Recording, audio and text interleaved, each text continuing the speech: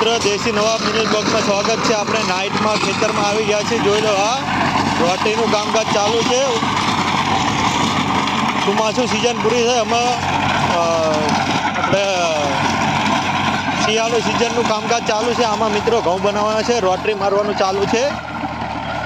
275 છે અને શક્તિમાન રોટરી છે।